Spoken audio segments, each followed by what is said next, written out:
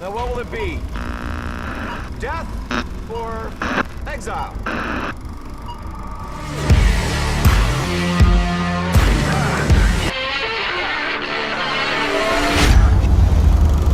What up, what up, what up, my people out there? How you doing, Film Exiles? Welcome to a fun episode of ENN. I got my crew with me, the two live crew. I'm rocking with the very best, Christian and Brandon. Hey, Christian, how are you doing today? Dude, it has been far too long. Far Yes, it too has. long. if I don't hear from you in a week, that's too long, Lupe. I I can't. know, I know. Hey, I feel good about that. The feeling is mutual. And Brandon, what is good? Uh, Life is good. Snyder Cut is gonna be good. Yes, it is. Yes, it is. And today was an amazing day for fans of comic book movies, Snyder fans, Snyder Cut fans, movie fans everywhere. There was a bit of a buzz on social media after Zack Snyder dropped not just one, not just two, but three posters for the Snyder Cut, and the release date was revealed. So the three posters had, the taglines Fallen, Risen, and Reborn. And the first one you see is a Justice League stone tablet that's been like smashed. And then the second one, is an homage to the death of Superman with Justice League flag flying, but it's tattered. And then the third one is an actual real a spool of film of the Snyder cuts, and they're all in monochromatic black and white. So, with that being said, let's just dive in. I want to hear what you guys have to say, your reactions, how you feel about the day. Let's start with Christian. Of these three posters, which one was your favorite, and tell us why? Absolutely. And before I say that, I said to you guys off the pod, and I will mention it, I'm in a fairly decent-sized MCU chat online, and they were talking about two things today: WandaVision and the Snyder Cut. That says something. Yeah. These guys are into it, and they really are, and they were excited. This was not a negative chat; they were pumped. Mm-hmm. So, to answer your question, it's definitely what you alluded to. It's that middle poster. It's the one with the Justice League flag in tatters that gave me shades of Death of Superman and the comic Death of Superman. And to me, that was definitely. The others are pretty cool. I can't, and I love the significance of the Snyder reel and his word. His name is in red, and I love the significance with that. But it's that second poster definitely because it gave me the comic feels. That's the one I loved. Love that. All right, Brandon. What about you? Which one was your favorite? Same thing. The one with the cape, one which would traditionally be Superman's cape, being the Justice League flag flying in the wind in the rubble. Mm-hmm. That is, to me, that's my nostalgia. It's something new, but I remember being in grade school and my mom picking me up and taking me to 7-Eleven to buy that comic book. And that's Death of Superman for me. And that's when I just absolutely loved the books.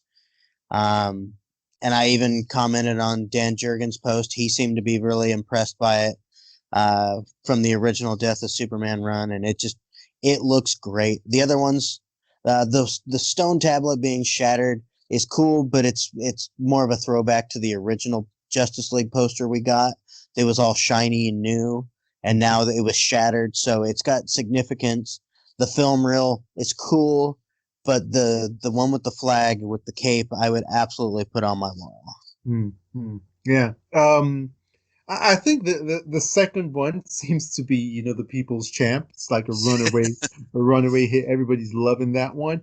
But for me, the first one, there's an emotional quality to it. It just, there's a soul and a feeling to it. And then with the tagline "Fallen" as well, and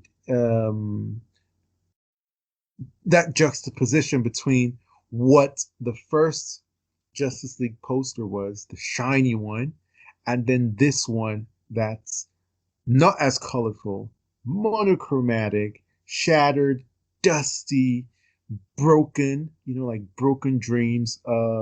It's reverberating on so many levels. Obviously, on the meta level, it's the dream of the Justice League movie for the fans and for Zack Snyder being shattered by people. But also, in terms of the movie, it shows that this movie is going to have it's going to be a complete 180 from what we would have gotten even if Zack Snyder had released Justice League in 2017. The first poster, the tagline for that one was United. That one was simplified and was more of, this forced hope and optimism, and they were reacting to bloggers and critics. But this one, it seems like this Justice League movie, the team is going to be formed, but we are also going to see them shattered. And I love that illusion. It's very dramatic. It portends to something very epic. How did you guys interpret the first poster? Something similar to that. I mean, especially when you were saying, how what Zach placed online when he was explaining each one with Fallen, Risen, and Reborn, and seeing the Justice League shield shattered, in addition to getting the official premise, I believe is what we also got today. We got the official premise of it, and the talk about how each one of the team is going to have to bring their own personal demons with them, and they're going to have to learn how to deal with those personal demons before they're able to come together. You can see a little bit of that represented. Obviously, the monochrome gives you that added punch. If it was the silver shield with a little bit of color in it, whether it's Superman's colors or whatever, you might have some of that emotion taken away from it. But yeah, definitely with the monochrome there, you do get that feeling that this team might have to get torn down before they get built back up again. Yeah, so you get a little bit of that in that first poster, definitely. Absolutely. And Brandon, how do you interpret the first poster? Same thing. When we got the initial poster, everything was shiny and new and was all and well, and this represents that it was broken. That at some point it fell apart, it crumbled, and it leads into the other posters as they have to be risen and reborn into what the movie it is represents. So it's not just that we're getting a poster for a movie; we're getting a poster for a movement and for something that's never really happened in the movie industry before. So there's more to it than just looking at a poster. It is telling a story of kind of what the movie represents, and I do really like that. Absolutely. And the second poster is Risen, and there's a flag flying over rubble, and in the rubble, littered amongst the debris is Aquaman's trident, Wonder Woman's shield, Batman's cowl. And obviously we've established that these posters are both posters for the movement and posters for the movies. They're operating on two levels. So the way that I interpret it is, if we talk about like the movement, the rubble is the destruction of the Justice League movie, the destruction of our hopes and our dreams to see this story told in this grand epic way and really exalt the Justice League in the way that they deserve to be. Destroyed by Jeff Johns, destroyed by Joss Whedon, destroyed by Toby Emmerich and Warner Brothers. And then that flag flying, although the flag is tattered and is damaged, it's the flag of the fans and Zack Snyder as well. Everyone who, despite the rubble, said we're planting this flag, despite how tattered we are and how heartbroken we are. And we're flying a flag, and we rose from the ashes. So that's how I see it in terms of the movement. It's very symbolic. It's beautiful. In terms of the movie, it's definitely the nightmare. Definitely. And Zack doesn't do things for the fun of it or just because, it will look cool. He's telling us something, and it's that the nightmare sequence or sequences, I don't know whether there's one or more in this movie, are going to be substantial. I think that most of what he shot in additional photography is nightmare stuff. and I think it's going to drop our jaws. I think it's going to be so awe-inspiring, and we're going to be awestruck. So I think that yeah, we should really we should be hyped for what we're going to see, because for me, Nightmare was like pretty much at the top of my list, because I'm telling you, when I saw the Nightmare in Batman v Superman, my eyes almost fell out of my head. Like, I saw it 70 IMAX, Mm-hmm. and the aperture just opens all the way up, and you just see this scorched earth with the Omega symbol, and I'm like, and the entire DC world just exploded before my eyes. It was no longer about Batman or Superman on Earth. Now it was intergalactic and interdimensional, and it was going back aeons, and it could go forward aeons. And we're going to get a lot more of that. And I'm telling you, I'm telling you. So, guys, what do you think of those deeper elements of the second poster? The second flyer, what you said too, if you're looking at it from two different angles, so if you're looking at it from the movement's angle, and then you're looking at it from the movie's angle, and I'll let Brandon speak to this a little deeper, because I would never pretend to have been a member of the movement from the very beginning. And I joined later on, so I wasn't there from the very beginning with that struggle. But I think it's important. The flag is still flying, right? It's tattered, it's ripped, but it's still flying. The flag is still there, and the flag has been planted, and it's still strong. And I think that that's really important. You also mentioned what was shown at the bottom with the cowl and the trident and everything. It's the destroying of your expectations, right? The ripping down and blowing up of those expectations. If there was an expectation that this movie was going to go one way, let's say it was going to go very bright, or it was going to go whatever that expectation was, blow that up. It is not going to go. It's going to go the way that the creator intended it to go. That's how it's going to go. This is the vision my team wanted to show you, and this is what we wanted to do. So I think that there is a meaning in there as well, saying these expectations need to be blown away, and no matter what, these broken versions of what you thought you were going to get, the flag is still planted, the movement is still strong, and we're going to come together. Now, in terms of the movie, I think you're 100% right. I think the poster represents the Nightmare, and I always felt that it was going to be more important than people thought. I never understood why so many fans were confused about that sequence in BVS. You're not just going to chuck that in without that being more important for the future. I mean, that's even like a Marvel thing, and Zach's not like that. Zach he's deeper than that. So if they're not going to throw something in there like that without plans for the future, you think Zach's not going to throw something like that in there without a plan for the future? Of course he is. So the Nightmare scenario was whether it was going to be, and I'm going to be honest again, I wouldn't profess to be as well versed on this as both of you, but from what I've personally read, there was always this idea that was a future that they needed to prevent. Maybe it was something in the multiverse that they were going to have to explore. Maybe it was something that was actually going to happen, and they were going to have to rip it apart and undo it. No matter what, the Nightmare sequence was extremely important for the future. So I never really got why people were like, I don't get that. That was there for a reason. Absolutely was there for a reason. And it was there for a reason to either bring the team together or maybe to burst them apart so they could come back together in the future. So yeah, that's my take definitely on both of those. I think the Nightmare is extremely important, Lupe. I really do. Yeah. Okay, Brandon, what are your thoughts? I mean, yeah, obviously we're still on the dual. I mean, in this way, it's borderline, triple meaning poster, because obviously it's a throwback to the Death of Superman comic. It's showing that, on top of the hill, on top of the destruction, on top of everything that was lost, there is victory, and there's a flag on top of that hill. But again, it's obviously an allusion to the Nightmare, and like everybody has said, the Nightmare was important. It was a vision of what was to come, because this was not going to be a big sprawling MCU style universe. This was going to be a Lord of the Rings style saga. And there was moments in Lord of the Rings where they show you glimpses of the future, what could happen. The scouring of the Shire was shown but never came to be.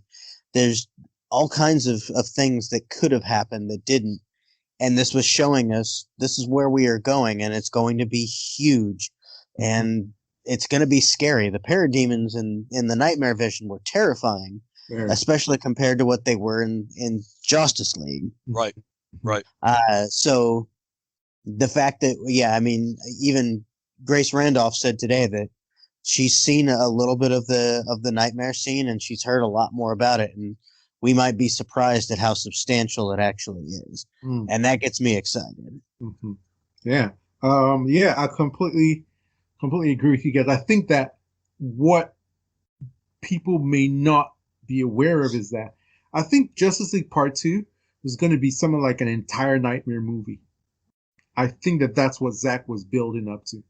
It was really going to happen, and I think that my speculation is that the end of this movie is going to be an extended nightmare sequence, something that spans maybe 10 minutes, somewhere between 5 and 10 minutes, something that's quite hefty, and it's going to be future destroyed world, and they're trying to figure out how to get Flash back.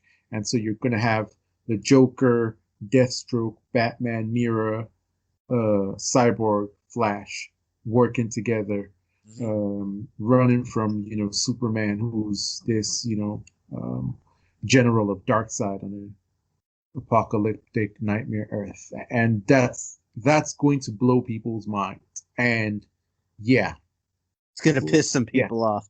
Oh yeah, piss some people off. I love that people are going to be mad about it. No, you know what? I don't see how, because I think it was quite unanimous. Although some people say they were confused by the nightmare sequence, it was quite unanimous that people loved it visually. Visually, at least. Yeah, I was going to say that. Yeah, we're very intrigued by the visuals, by the world building, by what it portends. All right, let's move on to the third poster. So this one is the meta one, and it's just a reel of the Snyder cut. But if you look at the reel, it's not intact. It's quite cracked.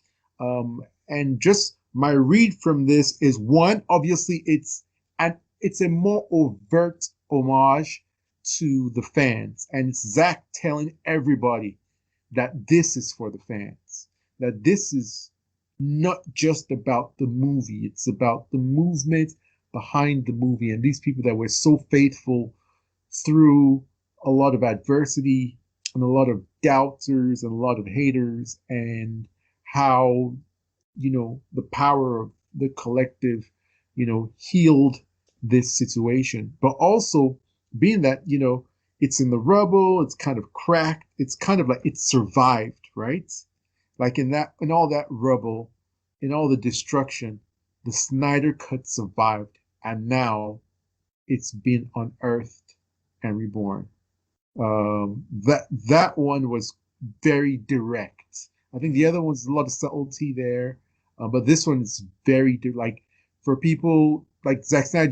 This one was like for the fans, and it should remind fans that this movie that you're getting is for you. Zack is not going to make it to compromise so that people who prefer Marvel movies would like it, or people who are critical of his movies. No, this movie is for core DCEU fans, and if anybody else likes it, that's absolutely wonderful. That was my reading of it. Christian, what do you think from seeing this very unusual meta poster? Very similar. I don't have a ton to add to what you said. I think this one was definitely much more overt. It was a little more in your face, this one, and I think a lot of what you said was definitely spot on. And it's important that his name is in red on this, and it's in color. It's the only thing that's in color on there. And I did see a couple people in one or two of the chats that I'm in and were like, oh, well, why is he doing? No, it's not. He's not saying it's about him. It's not about me, right? It's not that. No, it's we survived. Exactly what you just said. And it doesn't matter whatever your particular expectations are, what your tastes are, what do you like, what direction do you want this to go in. This is what the fans fought for. This is what the movement fought for. This is what everyone wanted. We restored it. We finished it, and it's for you. It got beat to shit, as you can see. It got beat up, right? But we restored it, and it's for you, and it's going, and we're going to get it in March. So I definitely saw it as something that was a little, it was more in your face, this one. There weren't quite as many as, double meanings as we could take from the other. This is the Snyder Cut, guys. It's here. Nice. And Brandon, what do you think? Yeah, I mean it's meta, but it's very straightforward.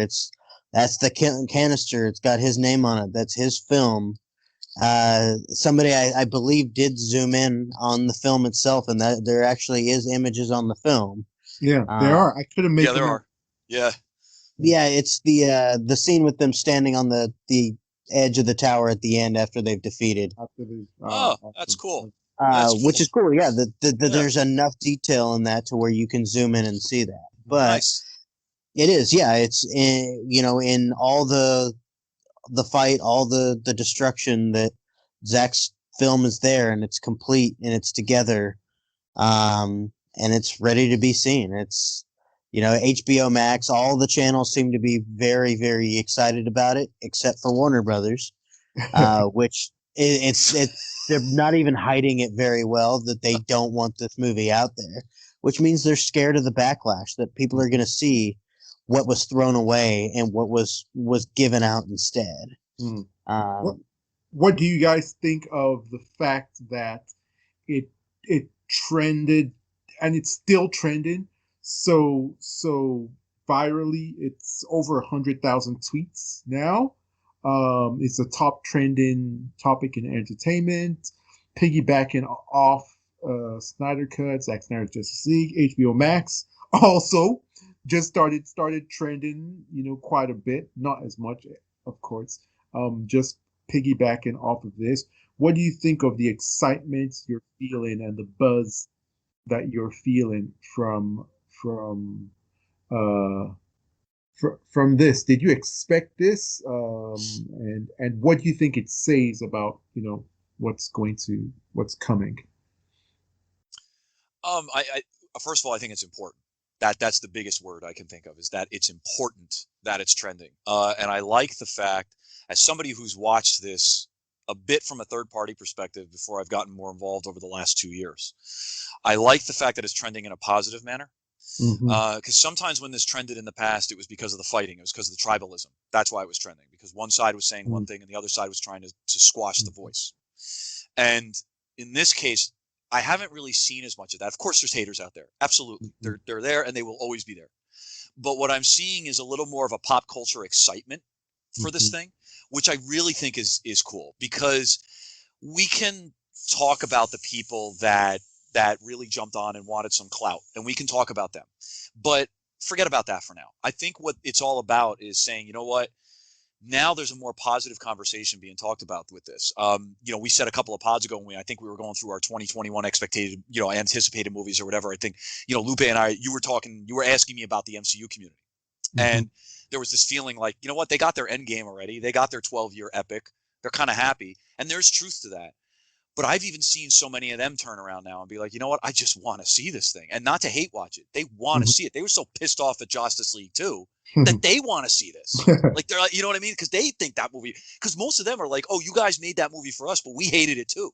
So, you know what I mean? So it's like, what the fuck? Like, they really want to see this. So that's why I'm excited about it, because the conversation that's happening around this now, from a third party perspective, from this kind of outsider looking in perspective, is this excitement that I'm seeing about it. Like, dudes, we want to watch this. My guys want to have a watch party with this. Like, Wow. these comic book nerds want to watch this thing together, and we're all across the country. So it's fantastic that we want to do, not to hate watch it, to watch it. Actually So, watch it. yeah. And the last thing I'll mention before I pass to you and Brandon is, that's got to be good for HBO Max. Come on. So, yeah, I'll leave it there. Yep. Yeah. No, I'll just add that, what I noticed is that WandaVision and the Snyder Cut were trending, and my thought was, this is how it should be. Absolutely. It should not be. I don't want to see DC fans descending on WandaVision like, oh, it sucks, it's terrible, it's bad, it's this, or Marvel fans descending on this. They should both be celebrated, and if you don't like them, just leave it alone and just move on, and you don't have to hate tweet things and that sort of thing. So just seeing like positivity around both properties. I was like, this is exactly how it should always be. I hope it keeps that momentum up. So the release date is on the 18th. Brandon, it's on the 16th. Sorry. It's No, okay. 18th. Yes, Yeah, sorry. 18. You got I wish it was on the anything to make it closer. Brandon, what do you think about the release date? And also, you can speak on like the drama that there's a little bit of drama with like Godzilla versus Kong, and then it moved, and then. So, what do you Uh, think of the release date? so, I mean, obviously, do I wish it was tomorrow? Yeah, because I'm just, I've got to survive. I've got to make sure I don't get COVID until the 18th. As long as it's one single movie. If I get COVID on the 18th, I'm okay with Okay. social distance, man. but Social this has distance. given me the will to stay away from Walmart for another month and a half. Uh, no, I mean, obviously, it's nice that they moved it up a week. I do hate the drama because this speaks to what I said before about how it's obvious that Warner Brothers is not happy about this. Mm. There was no excuse to move up Godzilla versus Kong, which looks awesome as well. Yep. But there's no excuse to move it up to being the day after the Snyder Cut was supposed to come out. Because HBO Max didn't have a say in that. They just have to release it the same day.